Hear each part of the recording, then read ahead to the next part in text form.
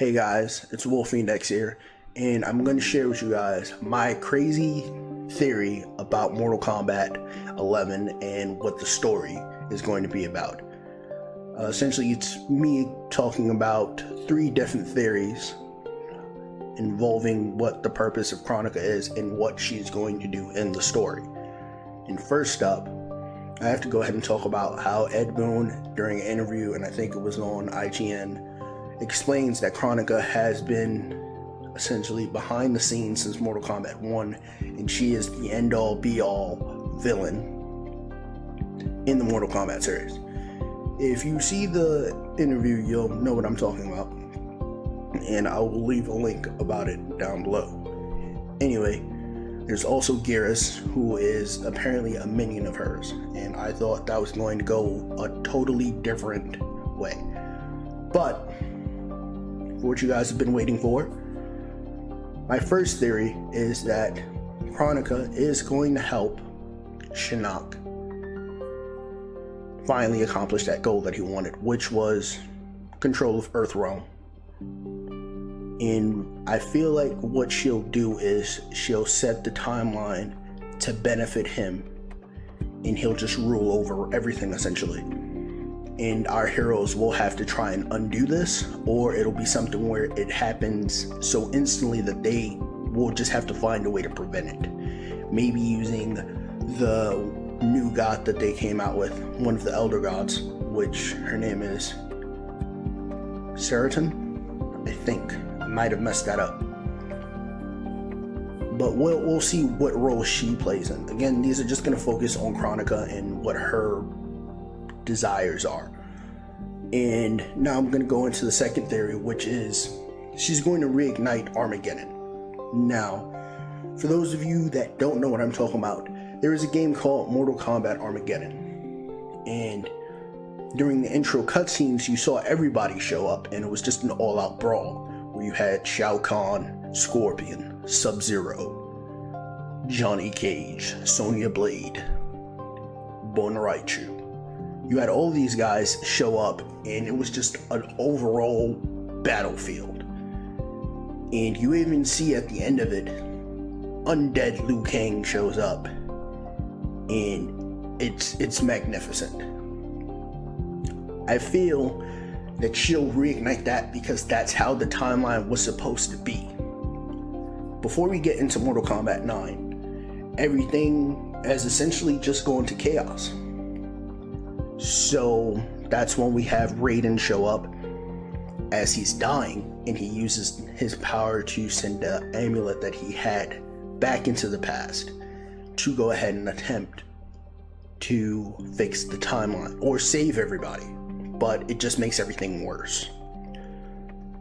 And on top of that, we have Jax also helping Geras or Kronika. I think he believes at this point in time, whether it's through mind manipulation or just manipulation on their part without any type of power, is helping them. And you have Jackie Briggs with past Jax and present Jax, and the two are just fighting.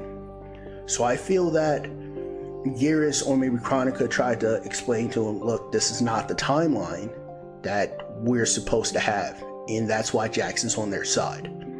Even though everything in Armageddon and everything else, Shao Kahn was the true victor because he ends up being the only one alive, and he ends up executing Raiden. So who knows what would happen in that timeline. But with Kronika reigniting Armageddon, I feel that she uses the past heroes and villains of the series as a way to go ahead and distract the heroes from just going all out and trying to work together and stop her.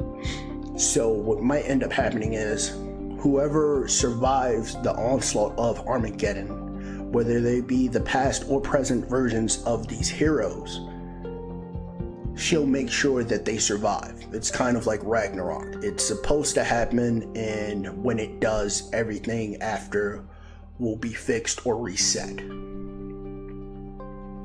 So, if that does happen, I wouldn't mind seeing a scene of like Casey Cage with Sonya Blade and Johnny Cage, and it's like past Johnny Cage, and Casey looks at him and is like, do I have to call him dad? And then you just see Sonya Blade look so annoyed, like, look, I don't want to deal with this. That'd be pretty funny, and it'd also be pretty interesting to see where they would go with the series from there. My last theory is, when you guys, if you paid attention to the series or you've listened to other people, it's the road of evil Raiden. And the reason why I say this is because in one of the versions of the Mortal Kombat trailer, you see a discussion had between him and Shinnok. And Shinnok, even though he's literally being tortured by Raiden, he's happy at the fact that Raiden is turning out to be this way. Now, I feel if they do go down this road, Kronika is going to test Raiden to see if he will end up being the new Shinnok. Because Shinnok has failed so many times, and Raiden, even though with the help of, you know, the Earthrealmers have stopped him, it's still one of those things where Raiden has kind of led the fight, or like led them to end up being able to accomplish this goal in some form of matter. And what I find interesting is the conversation that Shinnok has with Raiden, even though Shinnok's being tortured by Raiden, where he's saying, look, you're basically starting to be like me when the Elder Gods kicked me out, which I find is really interesting. So if that's the case, maybe Kronika will set up a little bit of breadcrumbs to help out and see if she can go ahead and turn Raiden to the dark side. And then we have something where our Raiden is like, screw it, I'm leader of Earthrealm, and just reigns hell all over the place.